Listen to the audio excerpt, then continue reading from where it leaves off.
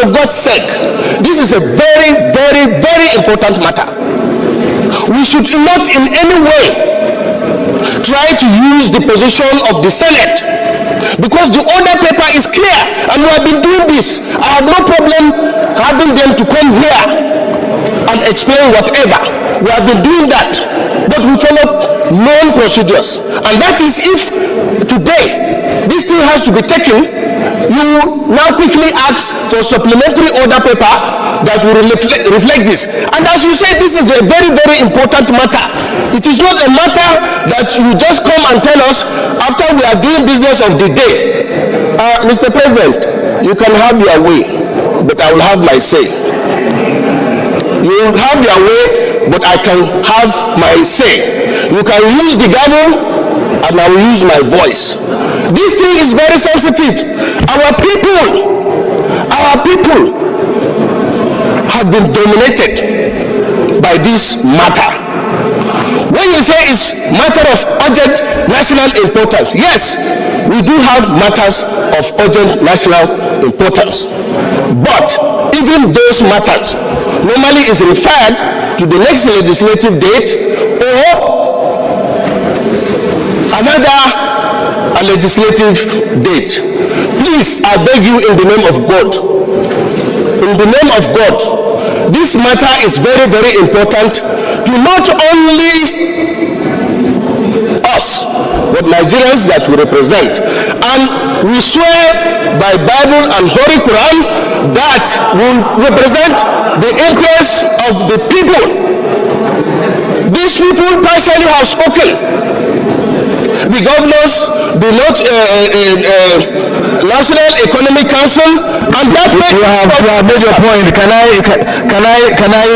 respond to you? You can rule me out of. Let me respond. Well, despite their objections, Deputy President of the Senate, Barrow Jibrin, who presided over plenary session, defended the Senate's actions, dismissing concerns as unnecessary rhetoric.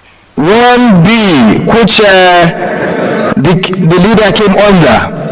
Can you read order 1B for me, please? Can you read order 1B? Okay. Order 1B read as follows.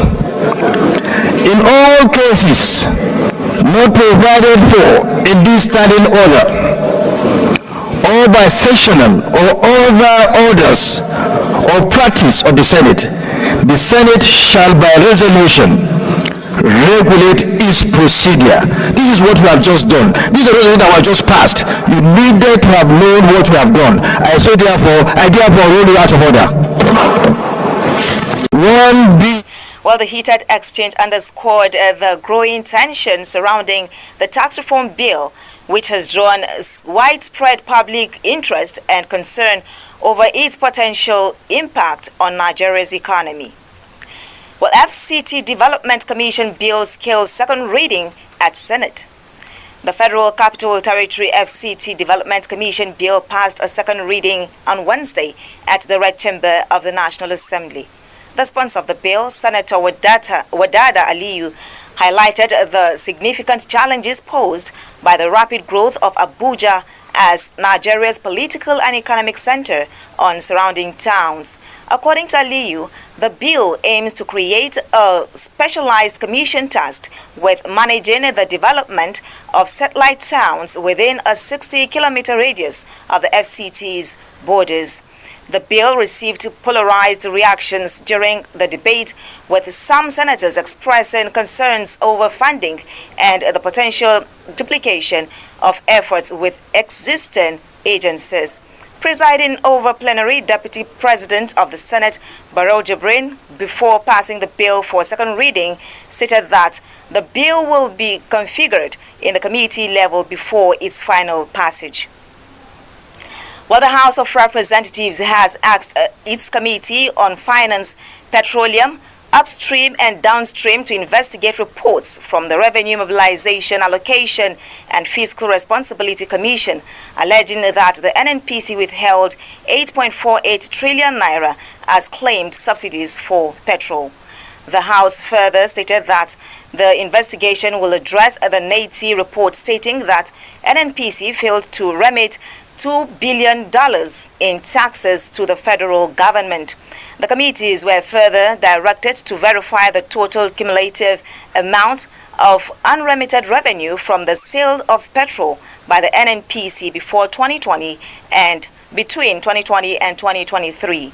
This is as the House approved the 2025 to 2027 medium-term expenditure framework and fiscal strategy paper ahead of next week's presentation of the 2025 appropriation bill to the National Assembly by President Bola Tinubu. MTEF is a multi-year plan for public expenditure that sets targets for budget expenditure and fiscal policy.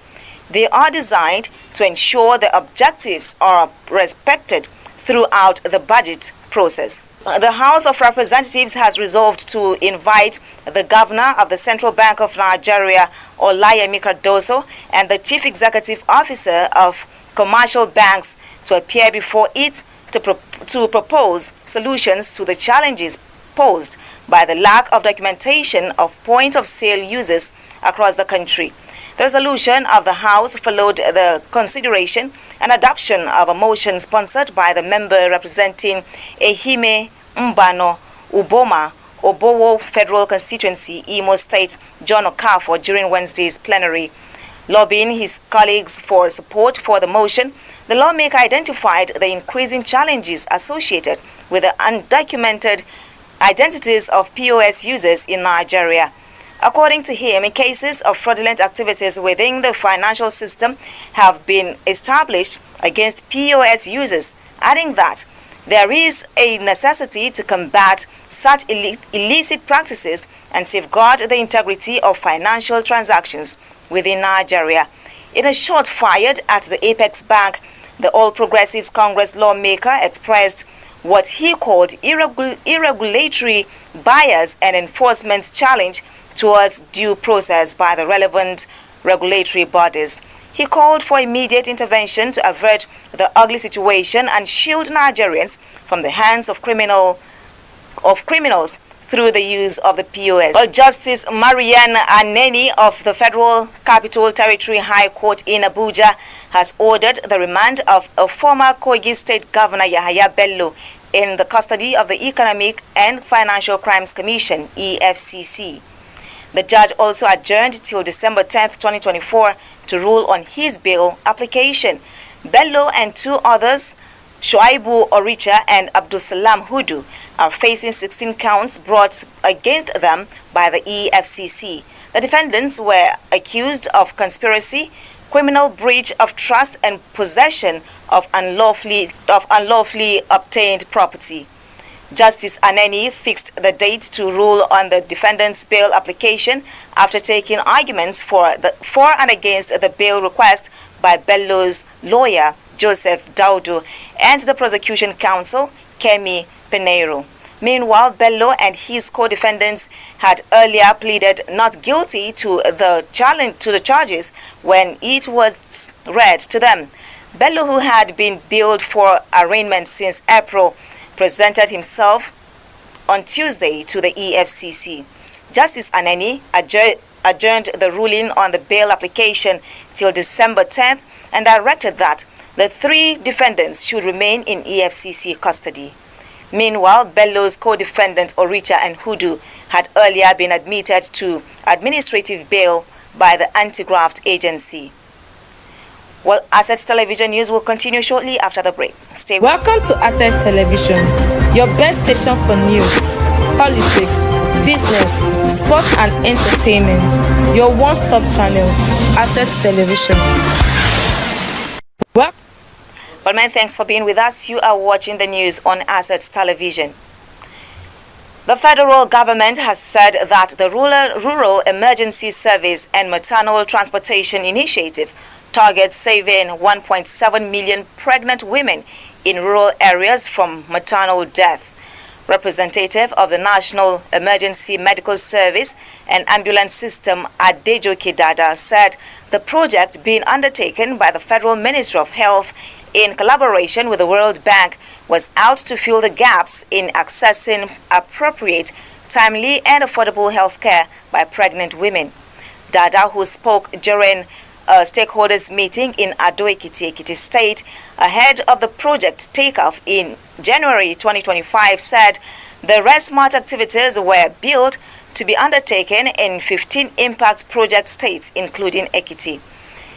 A resource person with NEMSAS, Dr. Prosper Oweregba, said under the RESMART initiative, the World Bank would provide ambulances in different wards in the 15 beneficiary states for emergency transportation of pregnant women and children to primary health care centers and obstetrics and newborn centers. Oweregba said a lot of women die because of lack of access to health care when they are pregnant, adding that the figures for maternal and infant mortality across Nigeria are very high. Well, meanwhile, the FCT Primary Health Care Board has decried the prevalence of malnutrition amongst under 5 children in the FCT, like in most Nigerian states. This, among other things, was the focus at a media briefing of the December 2024 Outbreak Response OBR Maternal, Newborn and Child Health Week, themed a package of care for healthy family in the FCT. The Mandate Secretary, Health Services and Environment Secretariat, Dr. Adedolapo Fashawe, who was however represented by the Director, Medical and Diagnostic Department, Dr. Abubakar Amadu, said the rate of stunting is 21.2%, underweight 12.1%, and wasting 3.0%. Representatives, number I, judges of the Supreme Court, number G, former clerks and former sergeant at arms of the Senate. The upcoming status outbreak response ODI and maternal newborn health systems and outreach MNCH strategy scheduled to promote the 5th to 9th of December 2024. The MNCHW is a week set aside to deliver a package of key maternal, newborn, and child survival interventions that have been proven to reduce maternal, neonatal, and child mortality. During this round, there will be integration of oral polio vaccination, a key intervention in halting further transmission of circulating vaccine-derived polio virus in the FCT in particular and Nigeria in general. Approximately Fashawe, while lauding considerable achievements that have been made through maternal, newborn and child health week to reduce the current indices, further stressed the need to do more to ensure that all eligible children are covered with interventions that will improve their nutritional status. Inform you that emphasis has shifted from standalone vertical campaigns to a more integrated approach like the MNCH Week, which exposes caregivers and children to key interventions that improve health status and enable them thrive through both the existing health systems and outreach strategy. The Executive Secretary, Primary Healthcare Board, Rukaya Wamoko, in her welcome address said, considering what is happening in the country, which FCT is not an exception, integration is key, adding that the intervention for the prevention of maternal morbidity and mortality is free. The tip of the nose of the people in the community to come and access free intervention is free, I repeat, intervention for the prevention of maternal morbidity and mortality in the nation and FCT. The MNCHW program is built for 5th to 9th December 2024 across all the 6 area councils of the FCT, and it is expected that there will be an integration of oral polio vaccine aimed at halting further transmission of circulating violence derived polio virus in FCT in particular and Nigeria in general. pro-Biafra agitator Simon Ekpa, who was arrested in Finland for alleged terrorism-related activities, is scheduled to face charges in May 2025, according to Finnish authorities. A senior detective superintendent at Finland's National Bureau of Investigation, Mikko Laaksonen, confirmed to the media on Tuesday that the district court had set May 2025 as a deadline for prosecutors to present possible charges against Ekpa. The Finnish government had last week announced the arrest of Ekpa alongside 4 others on suspicion of terror-related activities, including incitement of violence and terrorism financing. Finnish police confirmed that Ekpa, described as the self-proclaimed Prime Minister of the Biafra Republic government in exile, allegedly used social media to promote violence in the southeast region, targeting civilians and authorities. Well, with that story, we end the news. Don't forget to follow us on all our social media platforms for more updates and programs. On behalf of the entire news crew, I am Eugenia Solomon. Thank you for watching. Welcome to Asset Television, your best station for news, politics, business, sports and entertainment. Your one-stop channel, Asset Television. Asset Television, your best station for news, politics, business, sports and entertainment. Your one-stop channel, Asset Television. Welcome to Asset Television. Hello and thanks for staying with us on Assets Television. Welcome to the news. I am Eugenia Solomon. First, the headlines. Uproar in Senate over CBN governor's admittance into hallowed chambers. House of Representatives orders upstream and downstream petroleum committees to investigate non-remittances. Yahya Bello to cool off in detention till December 10th when hearing commences. In other news, in detail. President Bola Tinubu has approved the appointment of Jamiu Abiola as the Senior Special Assistant to the President on Linguistics and Foreign Matters. Abiola is one of the children of the winner of the 1993 presidential election annulled by General Ibrahim Babangida. He was formally appointed the Special Assistant to the President on special duties in the Office of the Vice President. In a statement by Director, Information and Public Relations, Office of the Secretary to the Government of the Federation, Shagun Imohiosen, Abiola's appointment was effective from November 14th, 2024. Now, uproar in Senate as procedural disputes arise over tax reform bills. Some lawmakers protested against a motion to suspend its rules and proceedings to allow the chairman, Federal Inland Revenue Services, FIRS, Zacchaeus Adedeji, and the chairman of the Presidential Fiscal Policy and Tax Reforms Committee, Taiwo Oyedele, into the Red Chamber.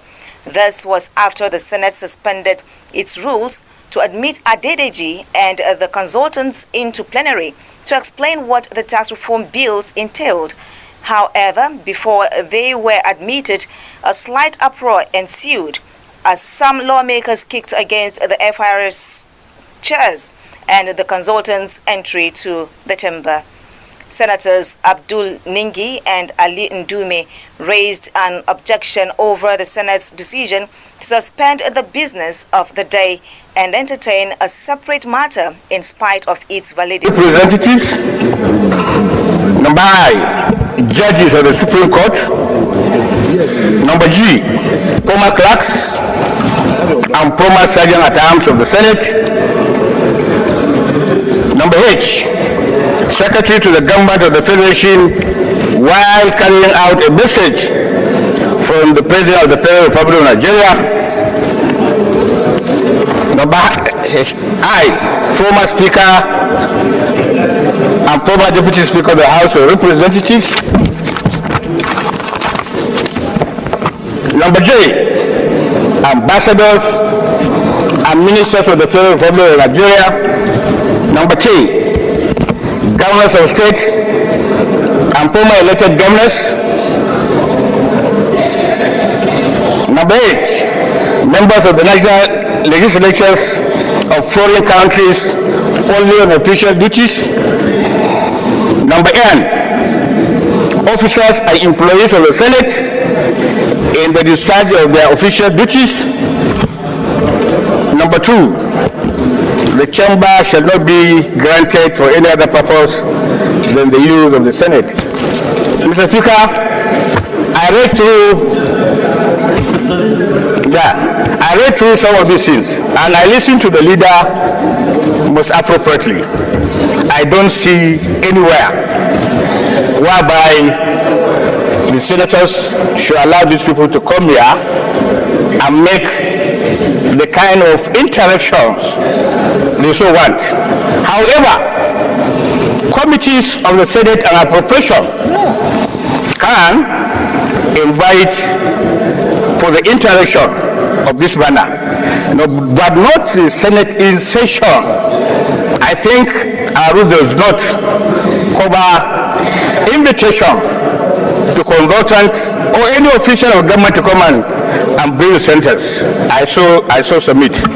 Mr. President, the order of the business says, number 10, that our business for the day will be based on the order paper.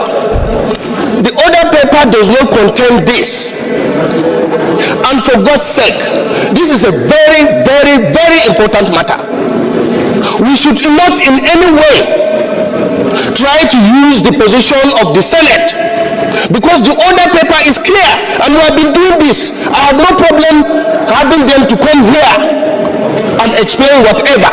We have been doing that, but we follow known procedures, and that is if today this thing has to be taken, you now quickly ask for supplementary order paper that will reflect this. And as you say, this is a very, very important matter. It is not a matter that you just come and tell us after we are doing business of the day. Mr. President, you can have your way, but I will have my say. You will have your way, but I can have my say. You can use the gavel, and I will use my voice. This thing is very sensitive. Our people have been dominated by this matter. When you say it's matter of urgent national importance, yes, we do have matters of urgent national importance. But even those matters normally is referred to the next legislative date or another legislative date. Please, I beg you in the name of God, this matter is very, very important to not only us, but Nigerians that we represent. And we swear by Bible and Holy Quran that we will